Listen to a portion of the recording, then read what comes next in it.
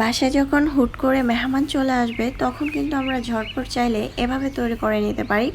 অনেকে যারা নতুন রাঁধুনি তারা কিন্তু চাইলে এভাবে ট্রাই করতে পারেন, অনেকে রান্না করতে পারেন না। এই রেসিপি দেখে আপনারা ট্রাই করে নিতে পারেন। তো আর কথা না, রেসিপি শুরু করছি। প্রথমে একটি প্যানের মধ্যে তেল দিয়েছি প্রায় 5 টেবিল চামচ, তারপরে ঘি দিয়েছি 2 টেবিল চামচ, পেঁয়াজ কুচি দিয়েছি এখানে আধা কাপ, দারচিনি, এলাচ, তেজপাতা দিয়েছি, এগুলো একটু ভেজে নিয়েছি। তারপরে এটার মধ্যে কিন্তু আদা বাটা, রসুন বাটা হাফ চামচ দিয়েছি। এগুলো যখন ভাজা হবে খুব সুন্দর একটি ফ্লেভার আসবে, তখন দিয়ে দিচ্ছি চাল। 500 গ্রামের মতো চাল আগে থেকে ভিজিয়ে রেখেছিলাম আমি প্রায় 20 মিনিটের মতো। এটা যত ভিজিয়ে রাখবেন পোলাওর ভাতটা কিন্তু আরও বেশি ঝরঝরা হবে, খেতে অনেক মজা হবে।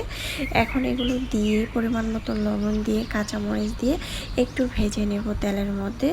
ভালোভাবে এটাকে ভাজতে হবে যাতে একদম প্যানের সাথে লেগে যায়। এই অবস্থায় এমনভাবে ভাজতে হবে। এই তো দেখতে পাচ্ছেন আমি কিন্তু খুব সুন্দর করে ভেজে নিচ্ছি। আমাদের খাবারটা যদি খেতে মজা হয় তাহলে কিন্তু আমরা কেন মজা করে রান্না করব না, তাই না? তাই আমাদের চালটাকে ভালোভাবে ঘি তেলের মধ্যে ভাজতে হবে। ভাজার পরে দিয়ে দিলাম পানি। আমি এখানে ফুটন্ত গরম পানি দিয়েছি প্রায় হাফ কেজির মতো।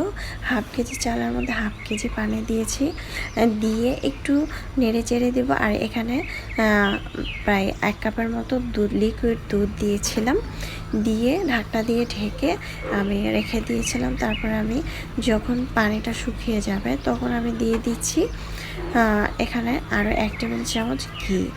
ঘিটা দেওয়ার পরে আমি আবার একটু নেড়ে চেড়ে দিচ্ছি। নেড়ে চেড়ে দিয়ে এই পর্যায়ে আমি দমে রেখে দেব প্রায় 10 থেকে 15 মিনিটের মতো। 15 মিনিট পর চলে আসলাম, দেখতে পাচ্ছেন মাশাআল্লাহ দেখতে যেমন সুন্দর হয়েছে, খেতেও কিন্তু আলহামদুলিল্লাহ কতটা অসাধারণ হয়েছে, ঝরঝরা। এরকম ঝরঝরা পোলাও যদি চান তাহলে সেক্ষেত্রে আমার প্রসেসটা ফলো করে আপনারা বাসায় তৈরি করতে পারেন।